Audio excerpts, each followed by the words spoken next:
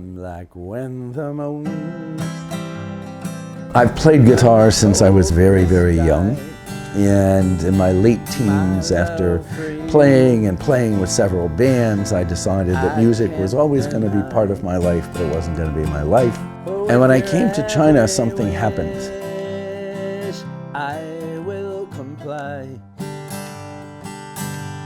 just for you, my lovely Asian eye. My name is Mark Levine.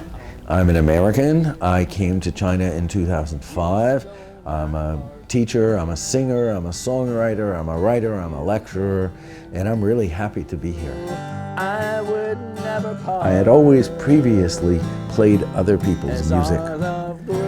And when I was still in Jiangsu province before I came to Beijing in 2007, one day I sat down and I wrote a song about the city that I was living in. That led to another song and led to another song. In the meantime, I moved to Beijing, and by 2008 I had almost a dozen songs, and I spoke with my friend Fu Han, who is now my music partner as well as my agent, but she wasn't at the time, she was just a friend. I said, I want to share my music. At first she didn't want to, but eventually she agreed.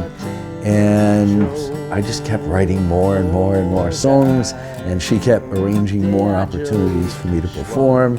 Big shows, small shows, all different kinds of things. And as a result, I became a professional singer and a songwriter.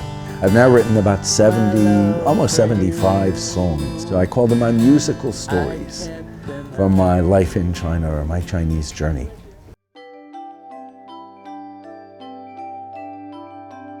One of the most interesting places, I think maybe the most exciting place that I've played in China, 3 times, I was on top of the Great Wall.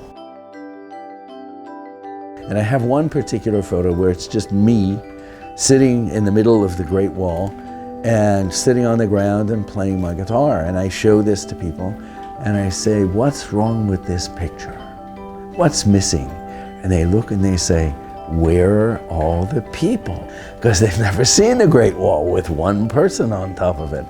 And I have to explain, they were all standing behind the photographer, patiently waiting for him to finish the pictures. And then as soon as he said he was done, people came and rushed me, and they wanted either to have photos taken with me or they wanted to sing with me. After I came to China, I was writing letters, long letters about all of my experiences here and things that I did and people that I met and places that I went. And the response that I would get back was, Mark, this is amazing, you should write a book. And my original thought was, what a crazy idea. 1, I haven't been here that long, so I don't really know much. And 2, we're in a bookstore here, and if you look around, there's a whole lot of books by foreigners about my experience in China. And I said, that's what the world needs, is just another book like that.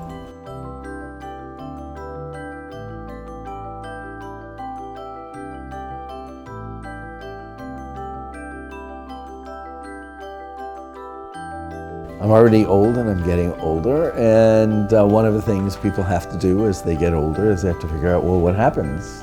Should I die, or when I die? We all die at some point in time, and here I am in China, and I've met a few people who had wanted their body to stay in China. Foreigners wanted to stay in China, but there were problems, and it was very complicated. And then, but maybe your body should go back to where you come from, and then that's also a complicated process, and so on. Several people had told me that a lot of medical schools, when students are studying, they don't have deceased bodies to work on. So I figured, I can donate it to a teaching hospital, and then I can continue to be useful. My advice for people who don't know about China is, well, everybody's heard something, and I recommend you put that aside. And you let China speak for itself. And if you do, you can learn a lot. And if you're here, you can enjoy it very much.